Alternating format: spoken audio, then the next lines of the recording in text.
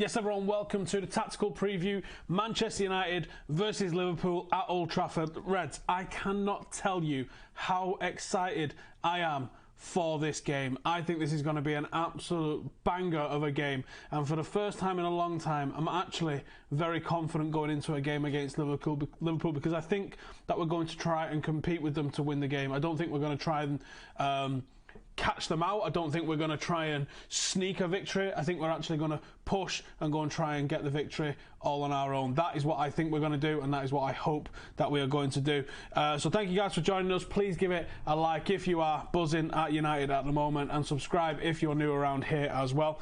What we're going to do is going to cover the starting 11. We're going to cover the key men for both United and Liverpool, and then we're also going to take a quick cheeky look at what my starting 11 is going to be and how I think United can beat Liverpool and what they've been weak with at the moment. So let me just get my notes up ready to rock. So Ole Gunnar Solskjaer is about to break the record for points for a new manager in their first 10 games. He's currently tied it. He's on 25 points in his first 9 games.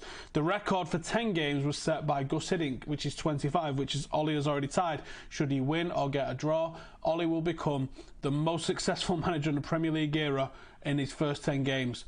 That tells you the transformation that we've seen under Ole just in the last 10 games, essentially. Now, Liverpool are in pretty decent form, despite the fact that they've drawn 3 of their last 5 games.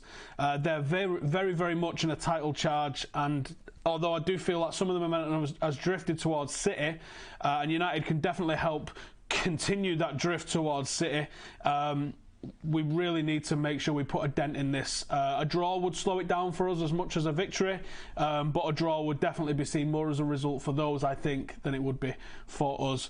I think the Liverpool key man is definitely going to be Virgil van Dijk. I think Virgil van Dijk is massively key to how Liverpool are performing at the moment. I think I did a video with Chris from Redmen, calling him a £75 million Chris Smalling. Now, that video was a Flame Wars video and should not be taken seriously. It is not a TED Talk where I said it's a £75 million Chris Smalling. Obviously, that was a piss take. He is quality, and he's absolutely settled that back line completely down. And United should not even attempt a cross because I think he will eat them up this weekend.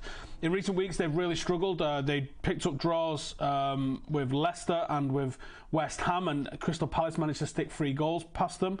And they didn't look all that impressive against Bayern Munich either. But we want to be putting them away. I think we should be looking to put them away. I certainly hope that we go and put them away. So you got to look at how teams managed to do that. And I think the blueprint for what United need to go and do is their away leg against Paris Saint-Germain in the group stage of the Champions League. Now, what Paris did was they allowed Liverpool to have the ball. They had more shots, Paris did, but they had a lot less possession. They allowed Liverpool to have the ball. Liverpool fans won't be honest about how Liverpool build up their play. Now, when they win it, the gegenpress, when they win it in the opposition third, that's very fast, that's very direct, and it's very good in what it does when it wins it there. But if they win it closer to their own box, they will have quite a deliberate build-up, and they will slowly get the ball forward by passing it around a little bit of a triangle of 2 centre-halves and the number 6, and then from there they will go long and direct into the channels where it starts to speed up and become nice one-touch football again. The Liverpool fans generally aren't honest about what their style of play is, but trust me, that is it's a simplistic overview of it, but that is essentially what their style of play is. Now, what Paris allowed them to do was just come onto them and open up that space in behind them where they're going to use their pace, the likes of Mbappe, to get in behind them. Now, the 2 goals that Paris scored both came from an Mbappe cross. Mbappe instructed to cross rather than to go himself. The first one was a complete fuck-up by Van Dijk, even though I do believe he will be the key player, which was turfed in a bit of a scramble. And the second one, a little bit of a mess-up by the goalkeeper, which was then turfed in a little bit of a scramble.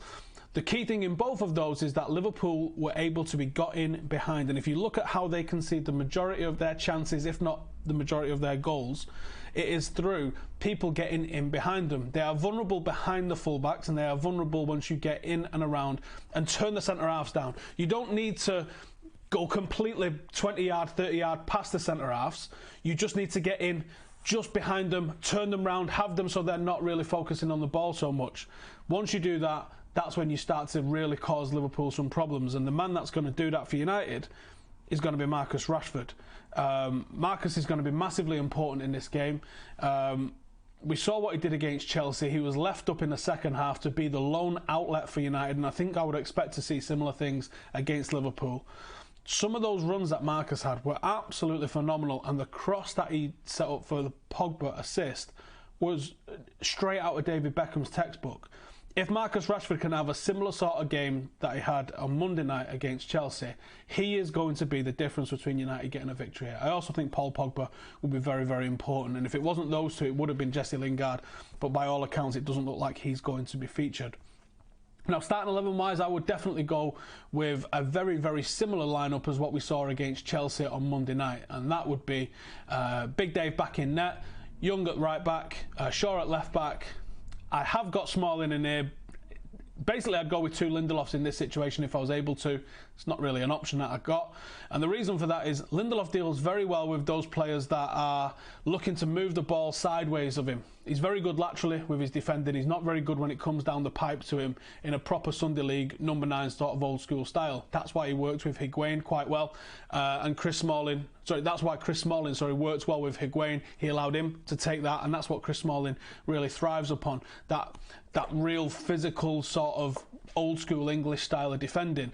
That's the weakness for Lindelof. Now, Liverpool aren't going to come down the pipe, certainly not with Firmino. So Chris Smalling's attributes have been eliminated, and what you're left with Chris Smalling is someone that's probably going to give a penalty away or lots of fouls away because he loves shirt grabbing, and he's not going to get near the likes of Salah and Firmino. But he's probably still a better option than Phil Jones, who's mistake laden, and Baye. If it's not Smalling, I would expect it to be Jones. I think Baye is somehow third on this list, and I don't understand how, because for me he is our best defender when fit, but the rashness of him, I think, means he's going to be left out in this instance. Midfield has to be Paul Pogba, Matic and Herrera. Now, the system that I would like to see United employ in this instance, the system that Paris employed was a 3-3-2-2. Very narrow up top, not really spreading it. They allow Liverpool to come around them using the fullbacks, and they stayed strong down the middle. And that's where they made it really difficult for Liverpool. I think United can do exactly the same with a 4-4-2 diamond in this instance. I want to see Herrera and I want to see Pogba drifting over to double up on the fullbacks with their own fullbacks to offer some sort of protection coming through those areas. Matic can sit in there and also help with the long balls that they're going to put into the channels. Matic is decent in the air, and he's going to be very key for that. And then that allows Lukaku and Rashford and Sanchez to put pressure on their defenders, because they like to knock it around between the 6 and the 2 centre-halves. Them three can put a little bit of pressure. We are going to need to see an upping of the work rate from Lukaku, but the reason that Sanchez is in there over Mata is literally because of the energy that he brings, and trying to replicate what Jesse Lingard will bring a little bit as well. But that's how I want to see United win this. I want to see us hitting them on the counter, allow them the possession, allow them to come to the halfway line where they're knocking it around, and you can see Van Dijk with his head up trying to find a ball into the final third. Let them do that and then press them, and when we win the ball back, spread, get in behind the fullbacks and start getting some shots on goal. I'm certain that that's something that United can do, and I'm certain that is something that United are going to do. Let me know your thoughts in the comments. I'm going to come to the questions in a second. Before I do, I just thought I'd show you this. What do you think of that? If you like the t-shirt, Ole 2020, you can find the link in the description below, and you can go and buy yourself one. There's also a Thursday Club one and an Eric the King one in there as well, and we're going to be pulling out some more merch as well, so let us know in the comments what sort of stuff you would like to see us get. Jamie Burton says this is not live. Well, how wrong are you, my mate? Because it definitely is live. Like the video if you're enjoying it. I'm going to come to the questions over on Patreon in a second and see what you guys are saying. Sanchez can't hold possession, and neither can Lukaku, says Ollie. United aren't going to hold possession in this. We're going to look to break very fast and get in behind them. It's not a major issue. Sanchez can actually hold possession, although he does give the ball away more than anybody. It's not usually a massive issue. Let's get the questions up from Patreon. Tons of them. Ranabir, I get what you mean by upgrade, but do you have some scouting data around Ruben necessary for being a long-term replacement for Matic? He can play in a 2 with Herrera and Fred and be a ball-winning midfielder in a 3 like Carrick, an option we would have for teams who play like Liverpool. Yes, I don't think he's as good in the air as Matic is, but I do think he would absolutely upgrade what we've got. In terms of scouting data, what sort of stuff are you looking for? Let us know, and I might even do a look at what Ruben could bring, because I think you could actually go to Wolves and upgrade the squad probably and get it a lot closer to being title winners than need be. I think you could probably just go shopping around the league, Wan-Bissaka, Ruben Neves, Toby Alderweireld, and make a very, very good squad pretty cheaply, to be honest with you. What if Marshall and Lingard are fit? I don't think they are quite as fit. The Patrice Evra kit in the background is down. It's not. It's deliberately like that. It's at an angle, so when we do it from that angle for the podcast, that it looks right there. So it's not. Everyone moans about that. It's not. Milan, do you think this game is won and lost in midfield, as there isn't much split in the attacks if Tony and Jesse are fit? If so, I think our midfield outshines theirs.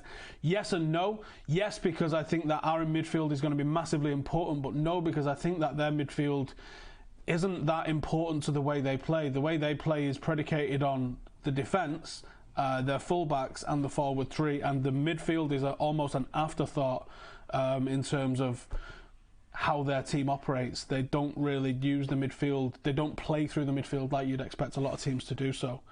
Ant says, if we beat Liverpool and Ollie's not given the job immediately, I'm going to start a riot. Are you with me? Yes, 100%. Sean says, what's your favourite moment when we've played Liverpool? For me, I've never gone bananas as I did when John O'Shea scored at Anfield. Yeah, do you know what? I completely agree with you. I kissed John O'Shea on the mouth that night as well, because he was in town behind Bar 38. I can't remember what it's called. It's like some sort of Arabian kind of name. And he was in there with Giggs and Wes Brown, and I kissed him on the mouth and said thanks. True story. In fact, I think I've got a picture of me and him from that night as well. And I've got a Superboy band haircut.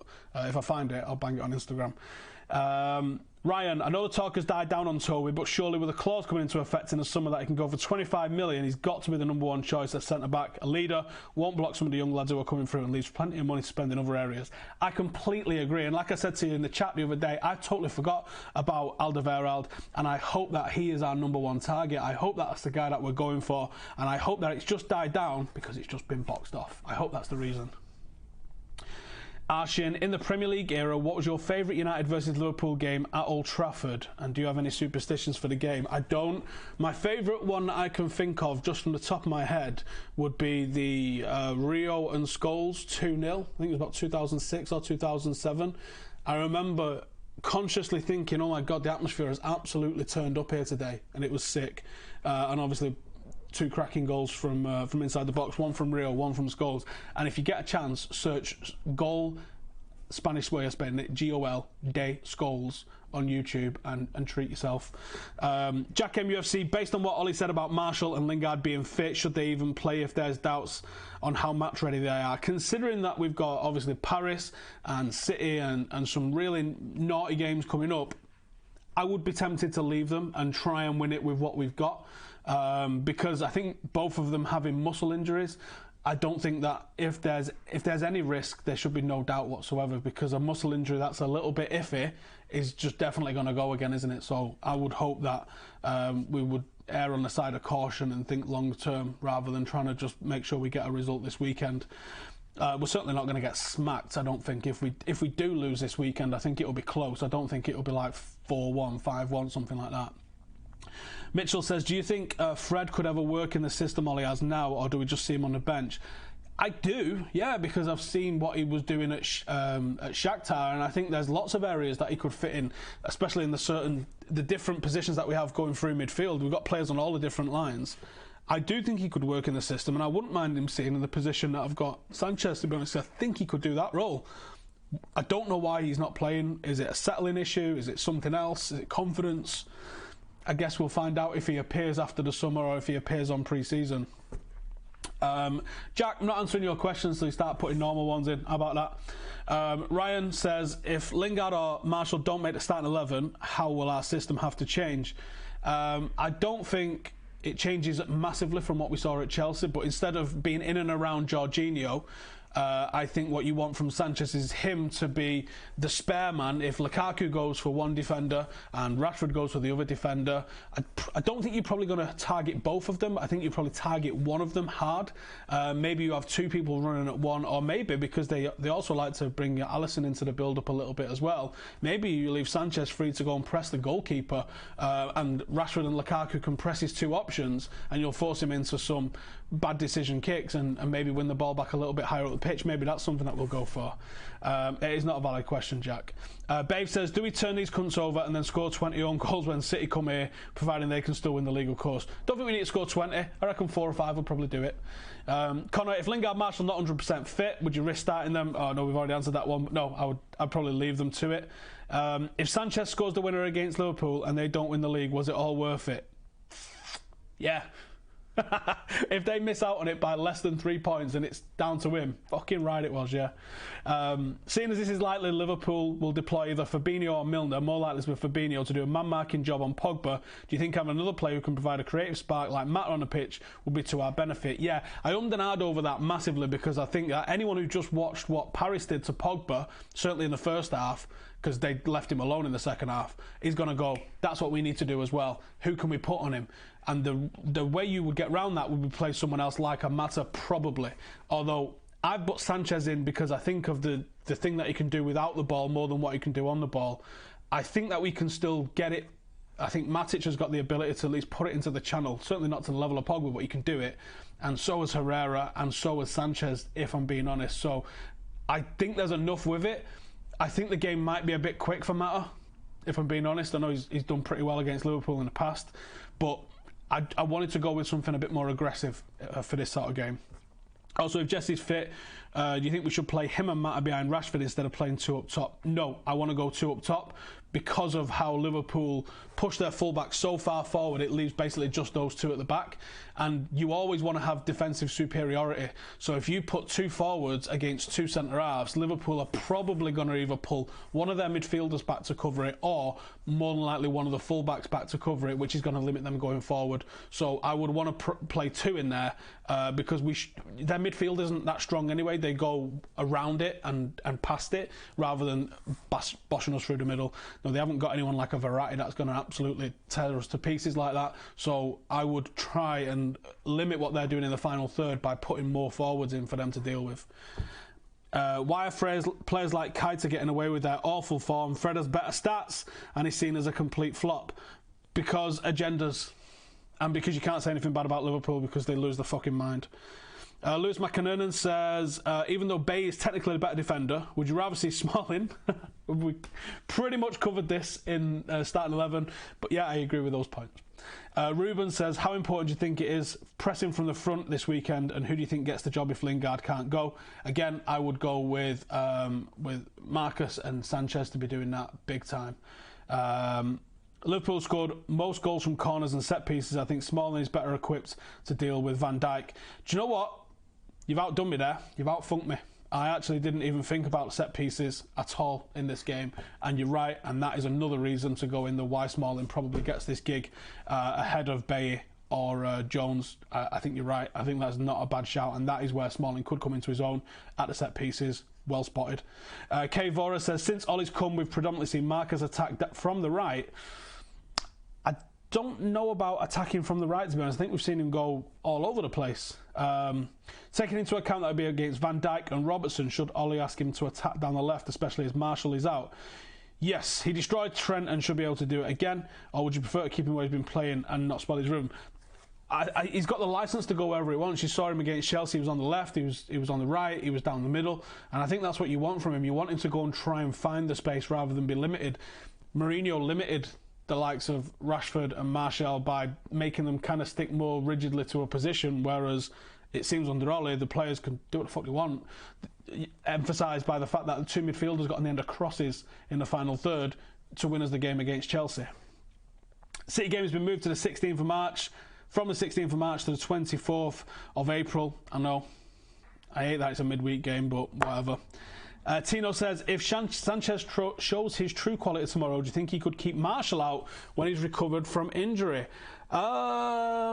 Yeah, maybe. Because of the way Ole likes to press, there's a good chance of that. The work rate you get from Martial isn't amazing, but the link-up that you get with him and Pogba is pretty amazing. So it depends on what Ole values the most. Does he value the work rate of someone like Sanchez over what you're probably going to get with Martial? But that being said, if he discovers the form that he had as an Arsenal player and starts contributing the goals and assists that he did, is that higher than what Martial's going to give you? It's an interesting thought, and I think it could be pretty mad to see which way it rolls around. Andrew says, outside of Lindelof, our centre-back crop leaves something to be desired. I give Bay a lot of time, but he seems like he's lost it mentally at this point. It's a valid point, I think, to be honest with you. Would you sit back and hit them on the counter, or have a go at them but risk playing straight into their hands and giving them space in behind? Yeah, you go for them. You press the way we pressed against Chelsea. You get your nose in front. I mean, obviously it's easier said than done to do this, but you get your noses in front and you absolutely go for it aggressively. Yeah, totally. Mark says, Cantona, when asked who he'd rather win the league, City or Liverpool, none of them. It's like being asked if my teeth are made of wood or legs are made of sponge. He's right, but ultimately you take City doing it over Liverpool because they've already got one. The fucking wankfest would be impossible. Absolutely impossible.